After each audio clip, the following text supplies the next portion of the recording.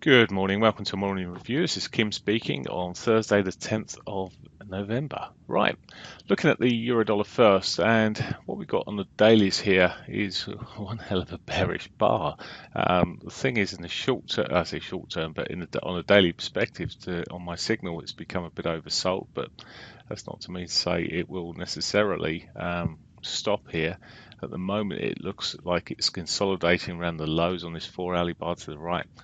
4-hourly chart, should I say. And then when you look at the hourlies, well, it looks decisively like it could still run off south. Now, to the upside, or for upside potential, I'd need it above the 60.21s. It does have a daily pivot up there. There is the potential in this current market situation that if it does start running, we could see bigger moves than normal. So it wouldn't be unheard. I say bigger moves than normal, but the euro was moving in such tiny reducing the range, but it could get another sort of 74 pips, or it wouldn't be too much of a surprise. It did start moving up to the upside, but at the moment, to me, it's erring on the weak side. It could wobble over here, but the only concern I have, and I said wobble over, is whether it will just sort of tipple over and not move so far, but it certainly moved to quite a distance yesterday. Now, looking at cable's much more of a mixed situation. You can see from this daily perspective, it went up. It didn't quite make a new high when it rallied up yesterday or through the Asian session. It went lower. It went fractionally lower, but it's ended up in a sort of inverted hammer effectively. And at the moment, it's on a composite price. It's hit its 60. It's 4-hourly 50. It's already been hit. Here, it's not really showing that, but all the same, there's a potential it could come back down towards that 50 at some point. But look at the bars on here. Looks much more consolidated, and maybe with that in mind, we could see more of a push to the upside at some point.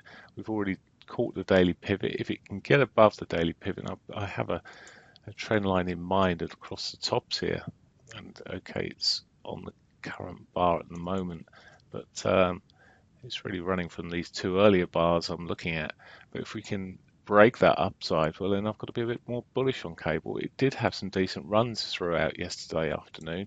It pushed up quite strongly at one stage. Okay, it gave it back, but it's consolidated, and it moved better than certainly moved better than the euro. And talking about moving to euro, I'm going to move straight away to the Aussie dollar here at the moment. And the Aussie dollar sold off eventually yesterday, but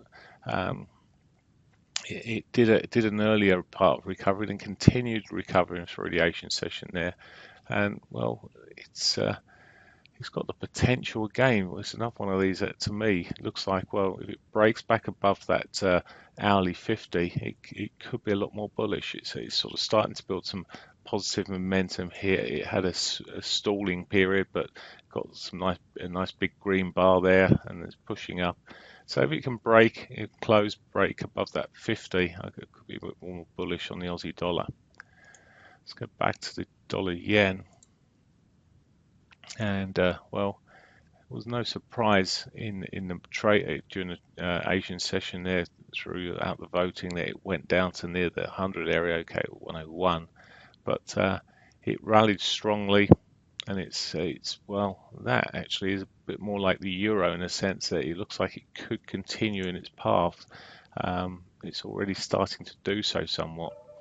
This wouldn't be a massive surprise to me in terms of it was a bit looking like it should have some more upside anyway, and I've been saying this from the weekly chart for some time. It's breaking. It looks like it may want to carry on, and indeed it looks like a V bottom, and it could want to be continuing to the upside regardless, and it's certainly pushing that way at the moment. And finally, the Canadian dollar. Actually, you know what I need to do? I need to just have a quick flick of the oil price, which has made a bit of a recovery. It's still down only at $45.50, which is not particularly great. But when you look at the pattern on the dailies here, it does look like, well, it may have ground out, put a hammer in yesterday, or it's been top more of a hammer.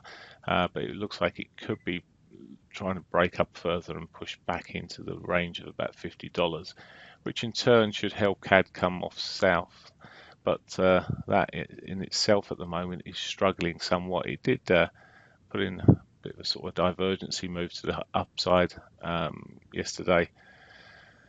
4-hourly perspective is a bit more messy. It's a bit more like the pound in that respect, much more messy point, and you do wonder, well, is it going to break these lows of the trend that's running across here and start moving off to the south, to the downside more? There's a bit of a question. I mean, that said, I could easily just draw a trend line across the highs here, and if it starts breaking up that way, well, then I would have to concede to being bearish on the Canadian dollar. But really depends on if oil can carry on and start recovering back towards that $50 mark. We could see oil pushing down. I'm not suggesting it's going to move $4 or $5 today, but if it's moving in half a dollar, 50 cents to $1, well, we could see the Canadian dollar push down. Now, the fundamentally the Canadian data that's been coming out recently has not been great, so that does tip it easier to the upside than the downside, but it's been a choppy old currency of late to be trading. It's got back into its horrible morning ranges, and it could be doing the same. So I'm not going to chase this morning. My interest really lies with the euro, potentially more downside, but if it gets above the 60.21 to the upside, and cable, I'm looking more towards that upside than anything else, although I shouldn't be blind of the, if it does start selling off, if it starts breaking through, there's a couple of trend lines. I've drawn the least steep one. There's a slightly different version across there as well. It's not much difference, but if it starts breaking there, well, then I've got to really look a bit more bearish and maybe back down towards that hourly 200. Okay, that's it. News-wise today, there's not a lot really. 7:45. Where are we now? We're already past that. The French industrial data's already come out. It's very low grade. We've got at 1:30. We've got the US weekly figures of employment claims, or unemployment claims, should I say, the jobless figures as they used to call them. And thereafter, nothing of great significance. So we've got a speaker at 2:15. Beg your pardon. Due to speak about the US economic outlook in the Commerce Bank. Okay, so there is a decent speaker at 2:15 in terms of potential movement. So there you go, and he's a voted member, Bullard. So could get some volatility around 2:15. That's it for me. Have a great day. Bye for now.